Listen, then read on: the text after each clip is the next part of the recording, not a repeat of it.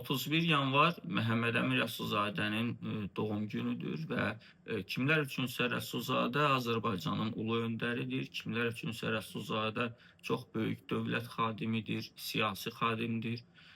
Kimlər üçünsə isə Rəsulzadə sadəcə onların qısqandığı bir insandır və Rəsulzadə haqqında bu gün mən danışmaq istəyirəm. Rəsulzadənin Azərbaycan tarixindəki rolu, Məhəmməd Əmin Rəsulzadənin Azərbaycanın var olması üçün və Azərbaycanın hələ 20-ci əsrin əvvəllərində müstəqil, demokratik bir cümhuriyyət dəyərləri üzərində, respublika dəyərləri üzərində qurulan bir dövlət olması üçün bu yöndəki onun əməyindən, bu yöndəki onun rolundan danışmaq istəyirəm.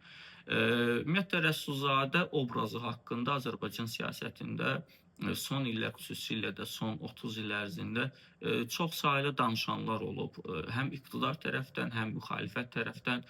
Mən bu gün iqtidarın, hazırki hakimiyyətin Rəsulzadə qısqanclığı haqqında və yaxud da ki, bugünkü hakimiyyətin Rəsulzadənin adını az qala hər yerdən, hər küçədən, hər tindən, necə ki, universitetdən götürdüyü kimi götürmək istəməsi haqqında danışmaq istəmirəm. Çünki mən Azərbaycan iqtidarının və ölkəni idarə edən bir qrup şəxsin Rəsulzadə qısqanclığını siyasi olaraq anlayıram. Və mən bunu siyasi olaraq anladığım üçün, həm də bu haqda çox insanın danışdığı üçün bu ətrafda danışmaq istəmirəm.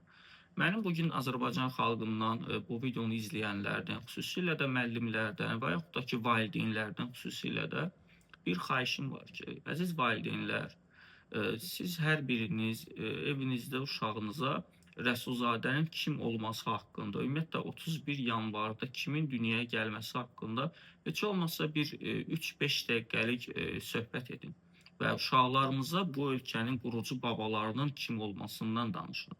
Təbii ki, mən indi burada Rəsulzadədən ancaq danışıram, amma Rəsulzadə tək o dövləti qurmamışdı və həmin dövrün aydınlarımız, həmin dövrün ziyalılarımız şərqdə ilk dövləti, respublika dəyərləri üzərində dövləti qurmuşdular və orada qadına seçim hüququ tanınmışdı. Görün, bu nə qədər böyük bir addım idi.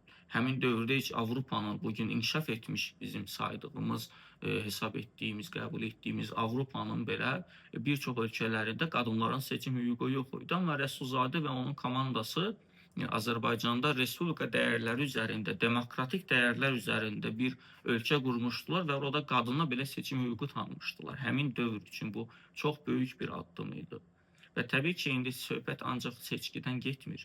Rəsulzadənin Azərbaycan üçün etdiyi ümumiyyətlə müsavatçılıq dəyərlərini yayması, ziyalılarımızı bir yerə toplaması, bizim hətta bugün Sovetlər dövründən sonra rahat müstəqilliyimizin bir növ elə əsası 18-ci ildə qoyulmuşdu. Çünki Sovetlər Birliyinə Azərbaycan adda belə olsa bir respublika formasında ittifaq olaraq qoşulduğu göstərilirdi rəsmi sənədlərdə.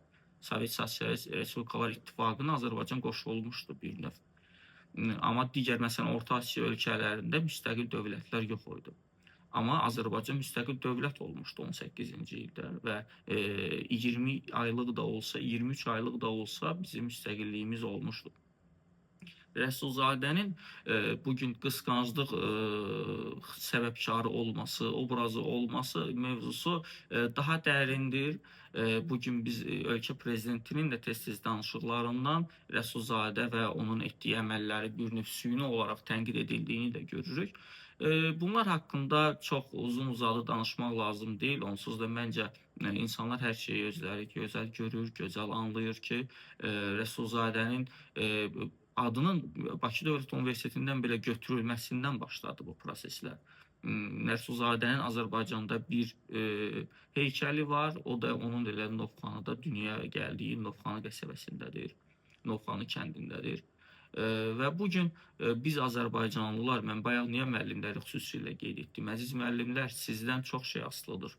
Siz məktəbdə uşaqlarla, şagirdlərlə ən azından 2 dəqiqəlik, 3 dəqiqəlik danışa bilərsiniz, söhbət edə bilərsiniz bu haqda və elə həftənin birinci günü fevralın 2-sinə düşür. Uşaqlarda bir məktəbdə bir sual verə bilərsiniz ki, 31 yanvar kimin doğum günü idi?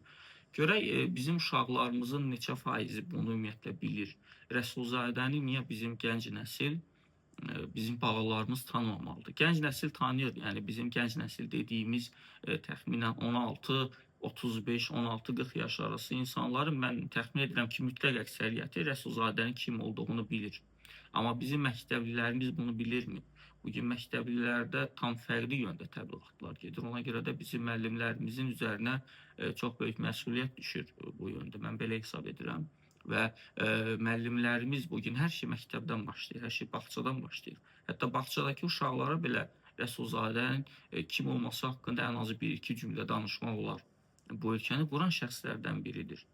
Mən başa düşürəm Heydər Əliyev haqqında gedən təbliğatı, mən başa düşürəm İlham Əliyev haqqında gedən təbliğatı ki, hansı ki, bəli İlham Əliyev Azərbaycan torpaqlarının bütöv formada azad olunmasında xüsusi rolu olub Ali Baş Komandan kimi.